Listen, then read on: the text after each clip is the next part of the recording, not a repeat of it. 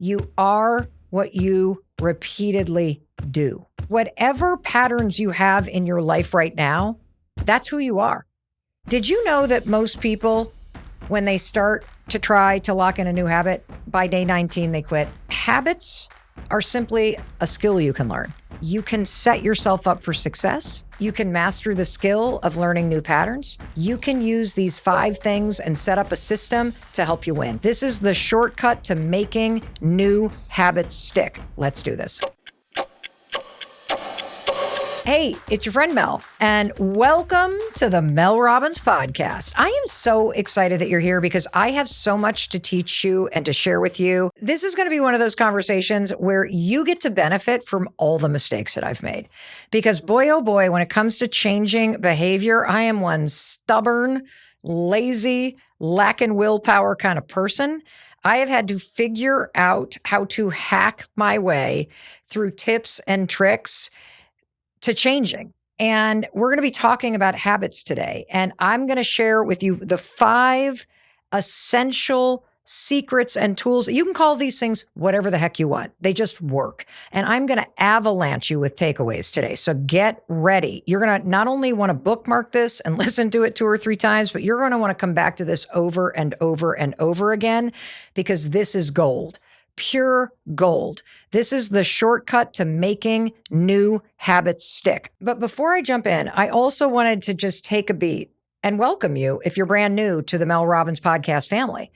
This is one of those episodes that I know you're going to share with everybody that you care about. And so if somebody that loves you sent you this, I want to say thank you. Thank you for taking the time and finding the time to hit play and to listen to something that is going to set you up to win this year. Thank you for being interested in your own improvement. Thank you for wanting to learn shortcuts and things that you can do in order to make new habits stick, because that's what we're going to be talking about. So the fact that you chose to listen to this tells me something about you. It tells me you're my kind of person because you're looking to learn and you're interested in improving yourself. And I just think that's super cool. And the other thing that I think is really cool in life is the more that I can save you the headaches and the heartaches that I've caused myself because I didn't know what I was doing.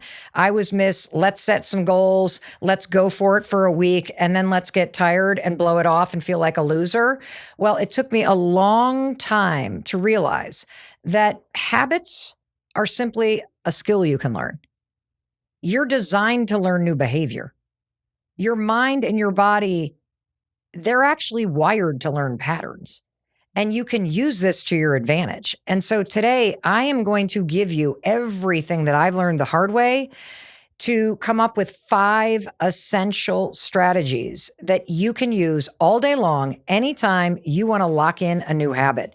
And once you learn these 5 things, holy cow, you're going to be unstoppable. You can set yourself up for success.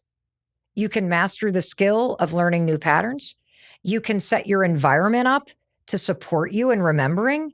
You don't have to manage this in your head. You don't have to wait for willpower. You don't have to be superhuman. You can use these 5 things and set up a system to help you win. And that's what we're going to do today. You know, I believe that you are one decision away from a different life, because when you make a decision to change, it is like tipping a domino in an entirely new direction. The decision begins the change, but how do you actually make the change stick? That's where habits come in. And I really want to bottom line the word habits, because people love to throw the word habits around because you sound super smart, right? But let's be honest with each other. You want to know what a habit is? It's a pattern. That's it.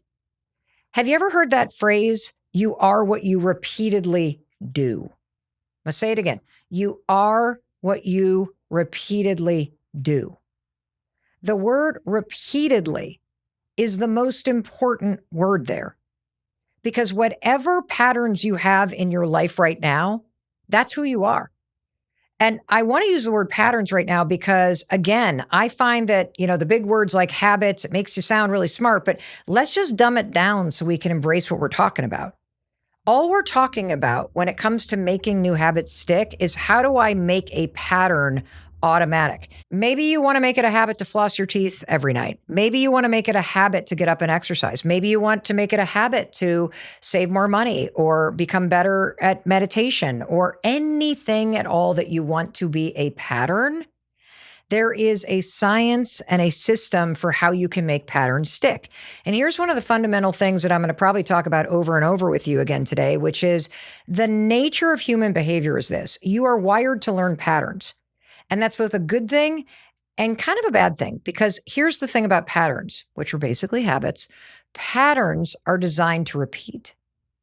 And so technically speaking, you can't just break a pattern. You have to interrupt it. And here comes the big part, replace it with something new. And one other thing I want you to really keep in mind is this. You already have patterns in your life. You do. You know, if you wake up every day and you hit the snooze button 5 times, that's a pattern. That's what you repeatedly do. And what you repeatedly do becomes who you are. And so one of the first things I want you to think about as we jump into this is I want you to think about, who do you want to become? What kind of person do you want to be? Because when you start to marry your vision for the kind of person that you want to be with the new patterns that you want to learn, what's really cool is that since you are what you repeatedly do, the new habits start to become part of your identity. For example, let's just go back to the snooze alarm. I was a massive snoozer my whole life. My first decision every morning was to procrastinate by hitting the snooze button. That was a habit. It was a pattern. I repeatedly did it. And that meant I was the kind of person that couldn't get out of bed. I was the kind of person that was hitting the snooze alarm. And one thing that's helped me a lot is thinking about, well, Mel, what kind of person do you want to be? I don't want to be the kind of person that starts the day by procrastinating and bed rotting and spending an hour looking at social media. I want to be the kind of person that gets out of bed and gets going and has a rock solid morning routine, which, by the way, just another pattern, just another habit. But when you start to also think about the fact that the patterns and habits that you want to make stick, they're not really about what you should be doing. They're much bigger. They're about who you want to become. Now they become even more interesting and important, because it's one thing to say to yourself, I should stop hitting the snooze button. I should stop bed rotting. I should stop doing all that. You're never going to develop a positive pattern that way. I want you to think, I want to become the kind of person that takes care of themselves. I want to become the kind of person that prioritizes their time. I want to become the kind of person that is stronger than my mood in the moment, that I align my action with the things I want to do. That's a pattern, by the way, that you can learn to be able to take action regardless of how you feel. And so I'm so excited about this for you, because this is the gateway to a whole new experience of life. And it doesn't have to be hard. You just need these 5 things based on the research that I've learned the hard way that are going to help you identify the patterns that make you proud of the person that you're becoming and that align with the vision that you have for your life, and the simple things that make it easy to repeat the patterns, because that's all that this is. Let's just dumb it down. You're capable. I'm capable. Let's remove all the drama and let's remove all the fancy academic stuff and let's just learn how to do this. Okay, great. Now, one more thing. Here's how this is going to go down. You know, I was thinking about the fact that I got to talk about habits because you guys are slamming the inbox. It's the time of year everybody wants to talk about habits. I love it. I love it. I love it. Let's learn some new patterns. And the truth is, there's no new information here. And I sat down to record an episode for you, and I'm like, wait a minute. I already have this extraordinary conversation that I recorded like a year ago, and it's all the same stuff I would say to you now.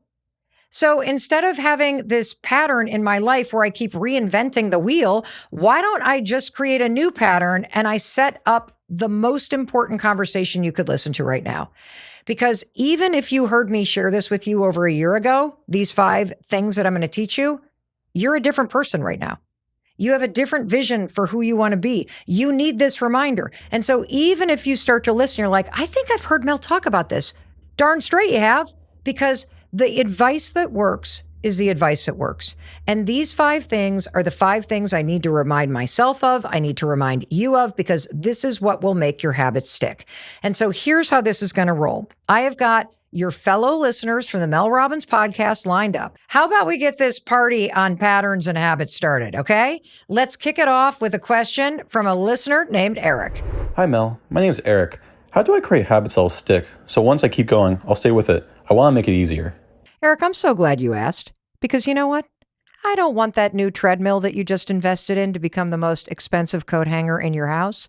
And the truth is, there are simple, fun, and easy ways that will help you stick with the new habits that you're trying to create. And look, I want to say something right up front. I'm not exactly the expert in this. I'm applying the same tools that you're going to learn in this episode. I'll tell you a quick story because I'm in the same boat as you. I signed up this year to do this 75-day mental toughness challenge that is requiring me to do a bunch of brand new behaviors every single day. So I am in the habit formation soup with everybody. And I have a confession to make. This is the second attempt that I'm making at completing this 75-day challenge because I failed last time I did it. I signed up last year, and this challenge was so hard, I bailed within a week. So all the stuff I'm about to share with you are the things that I'm using, that I've seen other people use, so that I don't fail at it this time. And here is what the challenge says I have to do for 75 days. No alcohol. I have to eat a healthy diet, which for me, I've decided I'm going to just eat a normal diet because I'm a healthy eater, but I'm not going to have any gluten or dairy for 75 days. I got to work out twice a day. And one of those workouts has to be outside. I have to drink a gallon of water. I have to take a progress photo every day. And I have to read 10 pages of nonfiction every single day. If you miss any one of those things that I just listed, you have to go back to day one, period. But the rules of this challenge are at odds with what the science around habits actually says. See, habit research says that if you miss a day, you don't default back to day zero. You don't lose progress by missing a day. And so I want to be very clear up front that you can still be successful in making new habits stick. You can still be successful in seeing a change through if you miss a day or 2 days or a week. And I know you're concerned about this because I'm getting a lot of questions about, well, what do I do if I fall off? Like this one from Zoe. Hi, Mel. It's Zoe. And I am wondering, how do you not let your setbacks keep you from getting back and trying again? Like on New Year's Day, I was resolving not to eat sweets. And literally the first thing I ate was some chocolate birthday cake. And by noon, it was all over. So thoughts, any suggestions, any tips? Thanks. Happy New Year. Great job, Mel, and all your crew. Oh, Zoe, we love you. So for Zoe and every one of you listening, we're not robots, we're human beings. And habit research says that screwing up does not impact your progress or your ability to make habits stick. In life, unlike this challenge, 75 hard that I'm doing, if you miss a day, all you do is miss a day and then move forward. That's it. And research shows the new neural pathways that you create, Zoe, once you start the new habit of trying to remove sugar from your diet, they're still there. And we know this based on research from Dr. Philippa Lawley at the University College of London. And there's something else. It's called the what the hell effect. Science says you're not behind.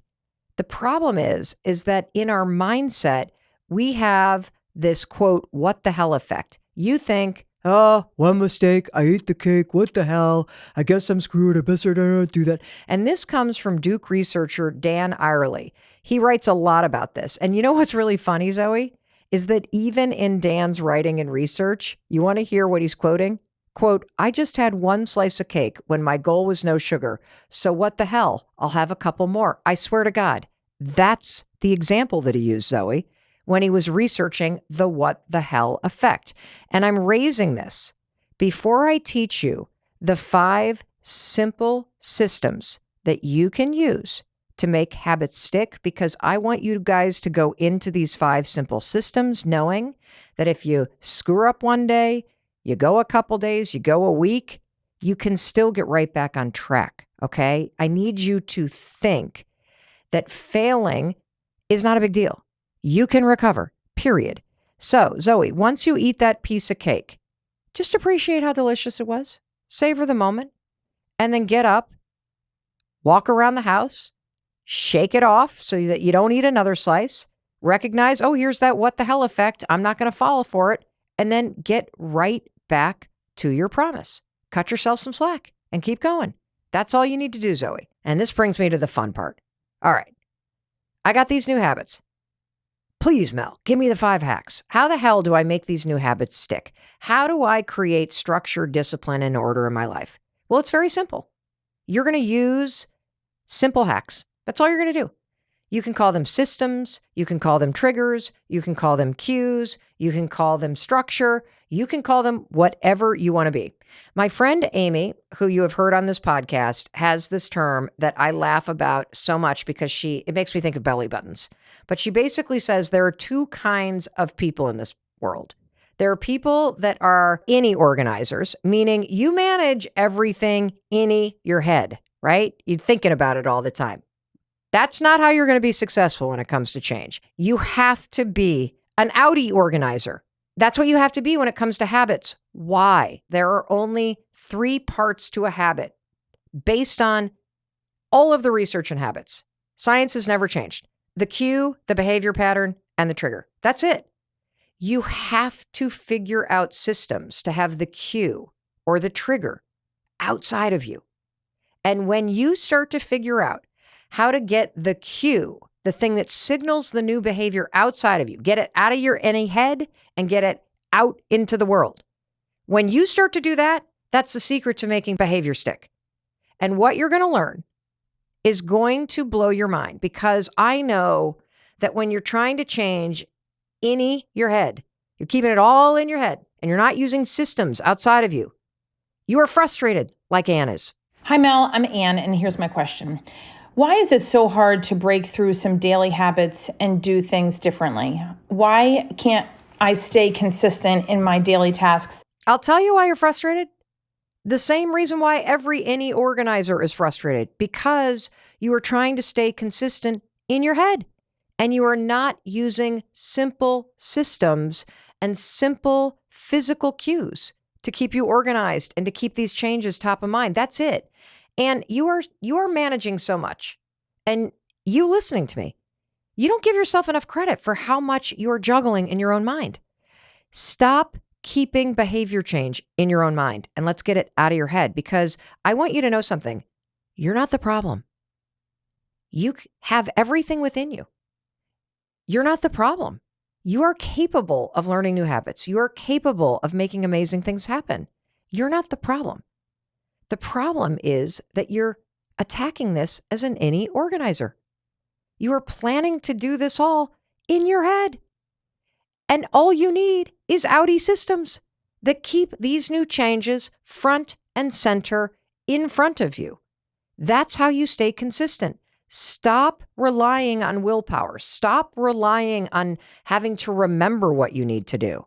Absolutely not. There is no way you are going to achieve your goals or stay consistent or make all those amazing changes that you want to make, that you deserve to have happen, unless you start to implement systems in your life. So, system number 1, and this is the Mac Daddy of outie organizing. Ready? Make it visible. And by make it visible, I mean put it in front of your freaking face. Okay? Because here's the cool thing. Instead of rearranging your mind and your mental to-do list, rearrange your house and your environment to support you in remembering your goals and achieving your habits. Okay? That's how you make this stick. You make it visible. You make it obvious. So let me give you a list of some of the things that I have done. So first, I have the list of all of the things that I need to accomplish in this challenge taped to my mirror above my bathroom sink. Why is it there? Well, because I want to make it visible and obvious. It's the first thing that I see in the morning, and it's the last thing that I see at night. Here's another example of a way to make the habit or the goal visible.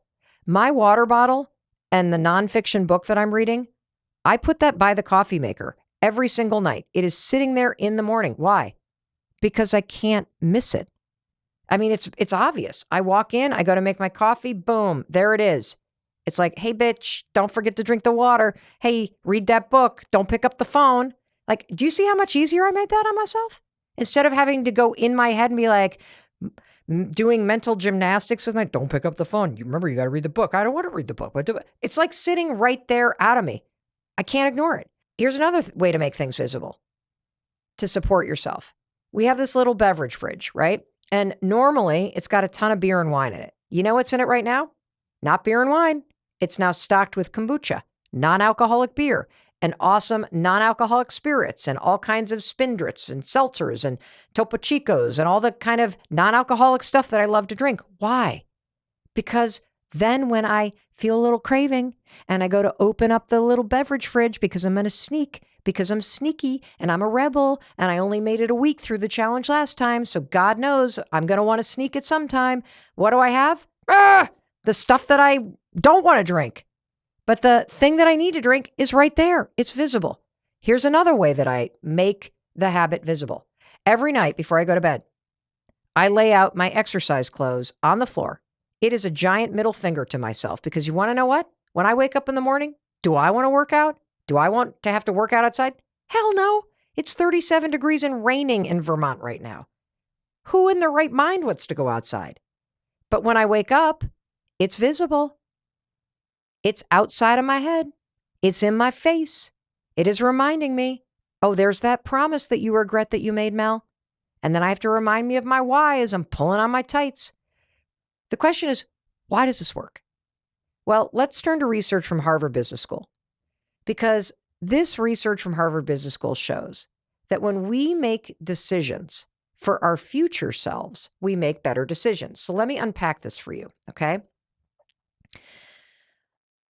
When you wake up in the morning and you got all your habits and goals in your head, it's the old you. And you got a decision to make in the morning, right? Do I feel like exercising? Do I even remember I need to exercise? It's sleeting, horizontal, disgusting 37-degree rain outside. Do I feel like exercising? If you are in your head making a decision in real time, you are likely going to make a bad decision, right? I don't want to exercise, so I'm not going to. I'll do it later. But when you make decisions for your future self, and that's what you're doing when you literally take the time to put a Post-it note on a mirror. That's what you're doing when you take the time to pull all of the booze out of the fridge and stock it instead with better choices. That's what I'm doing when I put the clothes on the floor. I am making a decision as my future self. I am saying, I know Mel Robbins well enough to know at some point this woman is going to have no willpower. She is going to be weak. She is going to be desperate. She is going to be emotional. And so I need to make a decision for the future Mel Robbins, the Mel Robbins that wants to change. And when you think from that point of view and you set yourself up for success by making these things visible, you freaking win. Because according to Harvard Business School, you make better decisions when you think about who is the future you and what would that person do. So the night before, plan out as many decisions as you can. Because the other thing that you can do, and that means put the water bottle by the coffee maker, set the journal out where you're going to see it, lay out the clothes, put the phone in a different room so that it's not there to look at first thing in the morning. These are things that you can do as the future you. What would the person who already lives this lifestyle be doing? Act like that version of you. And when you set yourself up and make all this stuff visual, here's the other cool thing that happens. You reduce what's called decision fatigue the very next day. And you're taking advantage of this planning for your future self. And you know what? There's a third benefit. I love this. It lowers activation energy. Activation energy is the force that you need to apply to doing something. So I'll go back to the example. It is so much easier for me to get going when my exercise tights are on the floor next to my bed. Duh. It is so much easier for me to get my water consumption done, to drink that like big first thing of water if it's sitting out waiting for me. Duh. Because it takes a lot more energy, right? A lot more force, a lot more fuel for me to not only haul my ass out of bed, But to remember I need to put on exercise tights and to pull open the drawer and to figure out which pair to wear and then to pull them on and then to look at the jog bras and then to decide if I need a sweatshirt or I need a this or I've had to like burn through fuel just to figure out what freaking outfit to put on. By making decisions for my future self and making it visible, boom shakalaka, people, this is easy. I am setting myself up for success. Here's another powerful way to make things visible. Use the alarm on your phone. Seriously, this is a genius hack. Put the alarm on your phone to use to help you be your future self. It's like a reminder from the future. Okay? Cake's done. Get up, go check on it. No, seriously. So every single smartphone has the ability to set an alarm. And on the alarm, when you go to set the time, there's a label. Right now it says alarm. You can literally change the label to help you remember anything. And here's what's super cool about a simple alarm on your phone. Research has found that twice as many people who received quit smoking messages quit smoking over a 6-month period.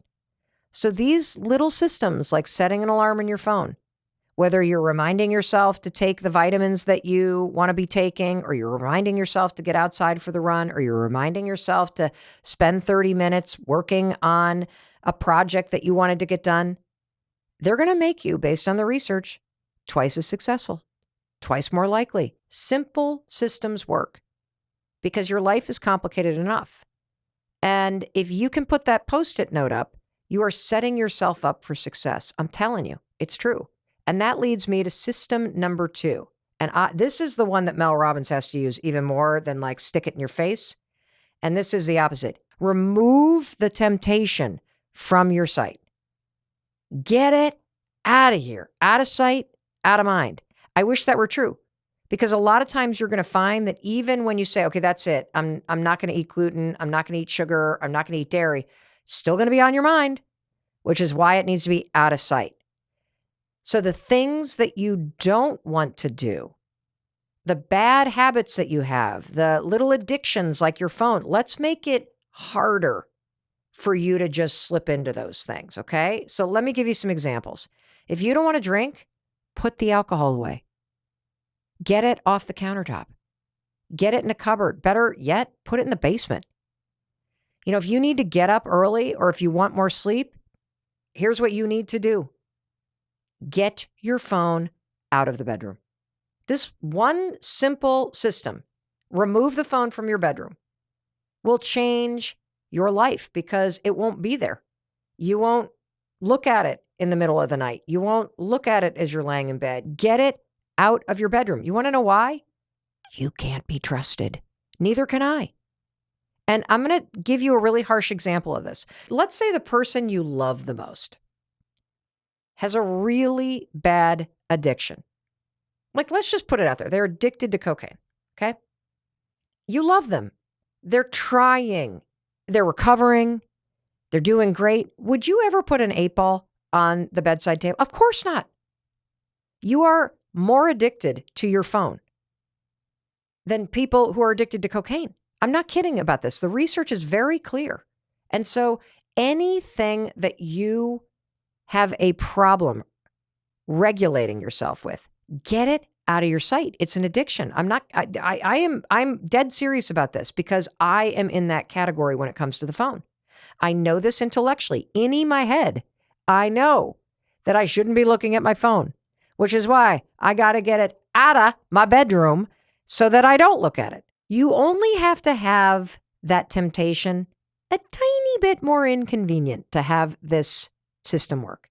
They did this really interesting study at Google where they used to keep M&Ms in open bowls at Google, and they were curious in the Google offices. What if we just switched up the system here, and instead of having M&Ms in open bowls, what if we put them in bowls that had lids on them? The candies are still there. You want to know what happened? Employees ate 3 million less M&Ms over the course of a year. Why? Because out of sight, out of mind. Making it just a tiny bit more inconvenient to get the candy had people often pass on it. And the candy wasn't so tempting because they couldn't see it. And this also proves what you've already learned. Decision fatigue is a real thing. Simply having to consider lifting off the lid before you reach the M&Ms created enough friction for people, enough of a pause that it made them not do it. Just like you having to pull open the drawer and pick out your exercise tights often has you walk right past that drawer and not do it at all. So, if you want to do it, stick it in front of your face. If you don't, get it out of your sight. Now let's go to another question. And this one comes from Jack. Hey, Mel, it's Jack. I've got a quick question for you. If I start setting goals, how do I know if I'm going to be successful? What's kind of the biggest indicator or way for me to know that I'm on track? Jack, great question. And it brings me to system number 3. And I got to tell you to brace yourself because this is going to sound redunculously obvious. But the only way to know that you're on track is to track. Period. That's system number 3. You have to track your progress. Again, let's go back to any organization versus outie organization. You are no longer allowed to track your progress casually in your mind. You need to get it outside your mind, which means you need a system for tracking progress. And so back to 75 Hard, I'm going to share with you my daughter's system, which I've stolen. What she did is she created this amazing grid on the wall using Post-it notes. And so for every single day of the 75 days, she wrote 1 through 75 and then created this giant square grid on the wall. And every single evening when she finishes the day, she pulls a Post-it note off. And pulling that Post-it note off, that is like, that's like a rip. That's like a yes. That gives you the dopamine. That is like a box checked. If you are a to-do list, I love my boxes checked. I love my things in order. You will love checking boxes and keeping track. You have to make these systems work for you. An app may be the best damn thing that's ever happened to you. For me, when it comes to tracking myself, it's got to be paper. I got to see it somewhere like right in front of my face, which is why I use my bathroom mirror. I will also use the wall in front of my computer or the refrigerator, places that I know that I'm going to bump into it. For you, you may be fine doing it on your phone, on a computer, but that system doesn't work for me. And so that's the other thing. Kind of be flexible with this. Try things out. See what feels right for you. But tracking your progress, this is not negotiable. Get it out of your head. Because there is foundational research here. This is about streaks and progress and not breaking the chain of progress. And so in apps and social media apps, they've gamified this natural tendency in psychology. And so you can do the same. Create a system that's fun for tracking yourself. And remember what I said at the very beginning, Zoe, my cake eaters, my sugar cutter outers, my people who keep making promises that they don't know why they're doing it. Get clear about your why. And remember, if you're doing a grid and you have a day off, first of all, you will know that it's a day off. Shake it off and try to get back on track tomorrow. Okay? We don't really want to see 2 or 3 days off in a row, but if you're tracking your progress, this is the other magic of tracking it outside your mind, you see it. And you're empowered to get back on track the next day so you can check that box. Love it. And look, I think it's obvious, but also there's research that shows that the more often that you track your progress, the greater the likelihood that you're going to succeed. And the chances of your success are even more likely if you report your progress publicly or you physically record it. So this is what I'm talking about. So we've talked about the first 3 outie systems. Make it visible. Like right in front of your face. Get it out of your head, put it in front of your face. Number 2, whatever you're not supposed to do, let's just remove all temptation. You and I are friends. We know we're kind of rebels. We know we can't be trusted until we can be trusted. So let's just get it out of here. Number 3, monitor your progress. Okay. We are serious about change around here, which means you got to get it out of your head. Get it on paper, get it in an app, and get public about it, okay? Super important about this. Let's talk about system number 4. This is another way to get out of your head, okay? Get it out of your mind. Create a plan. I'm going to say that again. Create a plan. We are not talking kindergarten habit here, people. We are talking college level, PhD, habit sticking systems. We're not screwing around. If you want to freestyle in your mind, you are not going to be successful. This is not jazz. We're not like just going off the rails here. We are following the music score to the T. This comes from studies, okay? You know I'm throwing the science at you because a lot of times, when the stuff is common sense, yeah, I know I need to plan, Mel. Yeah, well, then why aren't you doing it? So let me tell you the research. At UT Austin, they found you're going to be more likely to succeed at behavior change if you make specific plans to implement it. Now, I don't mean to insult your intelligence because I think this is obvious. But when you unpack an example of this, it becomes very obvious why you're failing if you fail to plan. So let's go back to 75 Hard and my promise and commitment to complete 2 workouts every single day, one of which has to be outside. It is critical that I plan ahead. Critical, because I travel for work. And so I'm looking at flights right now for a 16-day business trip at the end of January. And as I'm looking at flights, you know what I'm thinking? How the hell am I going to get an outside workout and an indoor workout in? And I got to still fly from San Diego back to Boston. Or here's another way that I'm planning. Tomorrow in southern Vermont, we're going to have 4 inches of snow on the ground. And when am I going to work out? And what am I going to wear? And do I need the grippy things on my feet because the driveway is like a luge run right now? And what time of day am I going to? Like, am I going to get this done before 4 o'clock, which is when winter comes and the Death Eaters are here and it's dark as hell? And based on my schedule, like I got to plan this stuff because you know what? If I don't and I just start my day, here's what's going to happen. I am literally going to go, I'll do it later. And then it'll be 8 o'clock at night. I got to tell you a quick story about my husband, Chris, because this is when it occurred to me that I might be married to either a robot or to the world's most disciplined person on the planet. So Chris started 75 Hard for the 3rd time, well over a month ago. And so it was December 21st. And we had woken up in New York, because we go there every year during the holidays to see a show with the kids, just one of our traditions.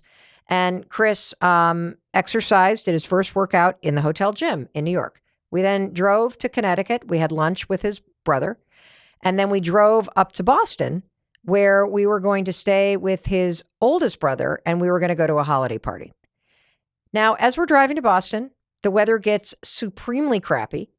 And we are driving in horizontal rain. You can barely see. It is foggy as hell. And I'm looking at the time and I'm thinking, we are going to arrive 30 minutes after this big party has started. This party with all of our old friends where we used to live in Boston. I was so excited to go to this party. And I'm thinking in my mind, Chris hasn't gotten his outdoor workout yet.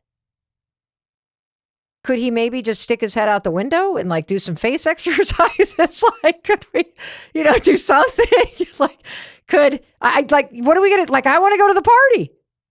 I'll tell you what, this is impressive. The man said, I have to get this done. I'm like, but it is raining horizontal outside. It is dark. You don't know the neighborhood we're going to. There are no street. He's like, I don't care. I'm doing it. We pulled outside. We decided to go to his oldest brother's house because he was getting this done. He said he would do this, but he was not going to let bad planning break a promise that he had made to himself. This is what integrity looks like. So we go, not to the party, but we go to his brother's house. And I sat inside because there was no way I was going to go to that party without him while I knew he was walking in the pouring horizontal rain. And he borrowed a pair of sweatpants from his brother, which were cotton, by the way. We're not talking performance gear here. And just this big old coat. And the man left and walked for 45 minutes at 7:30 at night in the horizontal 40-degree rain. And then he came in, toweled off, changed his clothes, and we drove to the party. In 26 years of being married to Christopher Robbins, I have never been more attracted to the man than I was in that moment. There is nothing sexier than a person who keeps their word no matter what. And the way that you make it easier to keep your word is by planning ahead. Planning ahead is about looking at the week ahead. And if you're going to eat healthy, figure out what you're cooking for the week every night. And then go to the grocery store. And if you're not going to be eating dairy or gluten like I am, this is new for me. I don't normally cook without dairy or gluten. And so this is requiring a lot of planning so that I don't just open up the fridge and hope that somehow this has magically happened that I'm going to be successful. And making a plan is a piece that's super obvious, but it's completely overlooked. You're thinking about what you need to do. Again, you're an innie organizer. Failing to plan is planning to fail. So let's go back to Zoe. Hi, Zoe. Slice of cake, 4 hours in. Don't make yourself wrong. You know what went wrong there? Either you really don't want to give up sugar or you just failed to plan. So if you're planning on cutting out sugar, what's your plan when you go to a party or a restaurant and cake is being served? This is what's called if-then planning. And it's research by Heidi Halverson, who wrote about this in the Columbia University Researcher. And if-then planning is a way to keep yourself on task by creating a backup plan if your current plan doesn't work. And here's what's really cool about if-then planning. If-then planning boosts your ability to stick to goals, and they studied this with exercise, from 39% success to 91% success. If it rains, then I'll do this. If I miss my flight, then I'll do that. If I'm going to a party and I've committed to dry January, then I'm just going to bring a non-alcoholic beverage. If a friend invites me over for dinner, then I'm going to email or text them back and say, I'd love to, but I'm trying to cut out gluten and I don't want to be a pain in the ass and have you have to fuss about me. So can I bring something that's gluten-free to supplement what you're already making? Because let's face it, if you don't plan ahead, if you don't make an if-then plan, you feel embarrassed. And then you either push your food around your plate like some weirdo, or you eat and you break the promise to yourself. So if I don't get exercise done tonight, then I'm not going to binge watch TV tonight. I'm going to get my exercise done instead. If you didn't give yourself enough time to get that side project done this morning, then you're going to finish it after you put the kids to bed. Bada bing, bada boom. Pretty cool, right? All right, now let's get to system number 5. Do it in the morning. There you go. Do it in the morning. It's that simple. Being an early riser is like a first domino that falls. And once that domino falls, you've gotten yourself out of bed an hour, a half an hour earlier, all these other dominoes fall in your life. And I get it. It's hard to do. And one huge way that's going to make a big difference, and you hear me talk about this all the time, and it's because this is one of these domino habits. You do this, and it triggers a whole like of change. Get your phone out of your bedroom, period. It's a huge way to hack this. And you don't want to know another way to get up early? Get a puppy, because they'll wake you up. They need to be let out. And I've learned this one. You get a puppy and you'll be a morning person. Another one, marry somebody, date somebody, sleep with somebody who gets out of bed early, live with somebody who has a great morning routine. And look, it's not just common sense, it's science. Number 1, your willpower is the highest in the morning. Number 2, your speed of processing, highest in the morning. Your ability to focus, highest in the morning for the first 4 hours of the day. And by the way, it's likely to be the time of day that you have to yourself, the time that you can actually control before other people, little people, furry people, and all the commitments at work start taking up your attention and your time. And yeah, I get it. You've got toddlers. Well, that means if you're serious about this, you are going to have to get up a half an hour earlier before they get up, which means you're going to have to go to bed a half an hour earlier. But aren't these new habits and a better lifestyle and feeling in control of your life, isn't that worth it? That's your why. Because if you can get an extra hour every morning, you can get everything done. You can do all the little things that the future you put in place for you. You can read the Post-it note on the mirror. You can drink the bottle of water that you set out. You can write in your journal that you put in place on the table in the kitchen. You can pull on those exercise tights that you laid out. You can spend an hour getting things done. That brings me to what I said to you at the very beginning. And it's the biggest possible reason why truly mastering this skill of learning new patterns and making habits stick and using the 5 tools that I just shared with you that help me learn new patterns and help me make it easier and help me make things stick is that you are what you repeatedly do. I'm going to say that again. You are what you repeatedly do. And the opportunity here isn't just to achieve your goals, it's to actually change who you become. If you've always wanted to be the kind of person who gets up early and has a beautiful morning routine, then patterns help you become that person. If you've always wanted to be a person who was financially free, then you develop patterns around paying off debt, and you develop patterns around how you spend money and how you invest it and what you put it in. And those patterns that you repeatedly do then lead you to the type of person you want to become. Do you see how empowering this is? That it's so much bigger than this thing you should be doing. It's this enormous opportunity for you to experience yourself in a life in a whole new way. And that's why I also believe the statement that I said at the very beginning, which is you are one decision away from a different life, a different you. And I'm inviting you right now to imagine a world where you are healthier, you are more energized, you do have more money. And what I'm really thrilled about is that you took the time to listen to this, because this is something you can master. And it's just awesome what's possible. And so just follow these 5 steps. They're so simple. You now understand the mechanics, right? You understand this is just a pattern. Let's all just drop the fancy word of habit. It's just a pattern we're learning. But how do you make the pattern stick? You make it visible, right? You get distractions and temptations. Get it out of your face, because if it's out of your face, it'll be out of your mind. You do want to monitor your progress. That's a really important thing, because then you don't get discouraged. Create a plan. And look, I know it's like, oh my God, is that the dumbest advice you've ever heard? Of course it is, but it works. And, I just think about myself. Do you know the weeks that I make the pattern stick with exercise? It's when I make a plan Sunday night. Those 5 things, that's all you have to do. And then you are well on your way. That's it. That's it. And the most important thing is that this is about who you want to become. And so as you think about the new patterns for your life this year and in this chapter of your life, I really want you to think about who you want to become. This is an invitation for you, because it is possible for you to change. It is possible for you to become a better version of yourself. It is possible for you to achieve amazing things. All you need is to figure out the patterns that lead you to becoming that person. And you are halfway there, I promise you. And you want to know what else? Your friend Mel Robbins. I'm going to be here every single step of the way, cheering you on. I'm going to be breaking patterns, making patterns, interrupting patterns. I'm going to be reminding you of the power that you have.